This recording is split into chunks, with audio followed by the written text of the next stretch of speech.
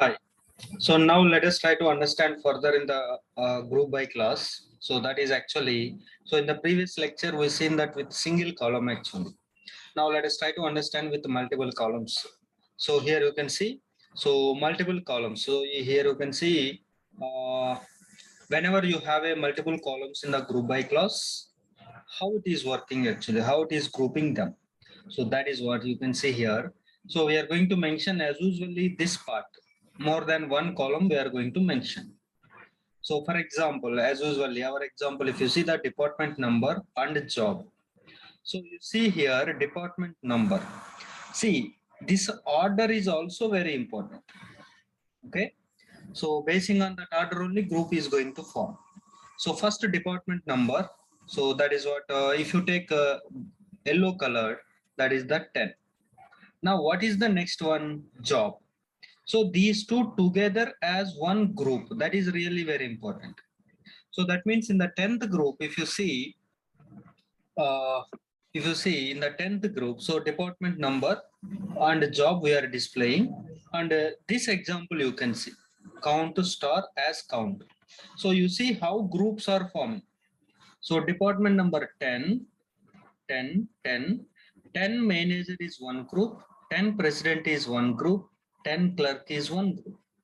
So these are three different groups in the 10th department itself. And then you see in the 20th, 20 clerk, 20th group, 20 department number 20 and job is clerk. This is one group. And 20 manager is one group, 20 analyst is one group.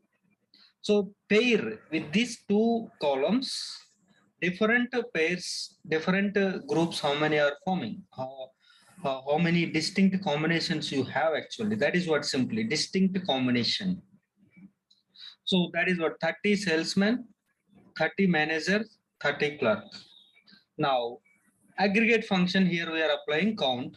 So on these two columns, different groups, how many records are there in each group actually, as usually this one. So 10 manager is one only because 10th department itself 3 employees are there. So 3 groups are means each definitely are going to have at least one. So that is what one here. And after that if you come to 20 clerk, so you can count actually 20 clerk. So this is one, this is one, 20 clerk, and this is another one, 20 clerk. So that is what count is. Total number of records in this group, 20 clerk is 2 actually. And 20 manager is 1, 20 analyst is 2. So 20 analyst, this is 1 and this is 1. So 20 analyst is 2. So that is why you can see count is 2. So then 30 salesmen are totally 4 are there. So that part you can see these two, and this is the another one, and this is the another one. Okay. So 30 salesmen. So not the manager here. This is the salesman. Yeah. So of course totally 4, not the manager actually. So that is what total 4. Manager is 1, 30, and the manager is a clerk, and 30 is 1. So first of all, try to understand this is nothing, but these groups are how forming. The columns what you are mentioning the group by clause, their combination, distinct combinations it is considering as one group. On that you are applying your aggregate functions. That is what we have to understand. So once this is clear, then the next one, if you see the sum of salaries.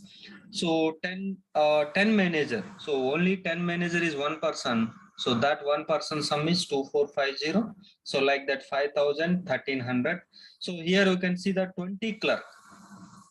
So 20 clerk, this one 800, and 20 clerk 1100. 800, 1100 is 1900. That we can observe. So like that similarly remaining, and 30 salesmen if you see 5,600. So 4 employees are there. Their salary summation is 5,600. Okay. Then if you see the next one, average salary of average. So average salary.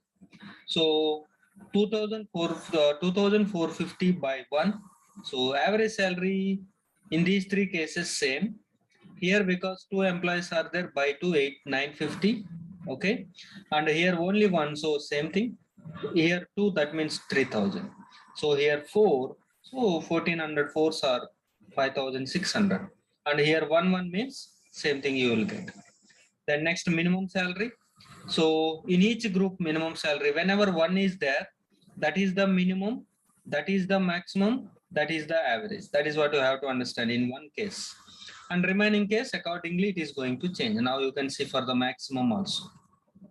So here overall what we have to understand is, okay, when you have more than one column in the group by clause, all those columns distinct combinations is going to consider as one group. How many records are there satisfying each one group? On those only you are applying your aggregate functions. Okay, so that is what, whenever you have a multiple columns on the group by clause, how it is working. That is also very important. Okay.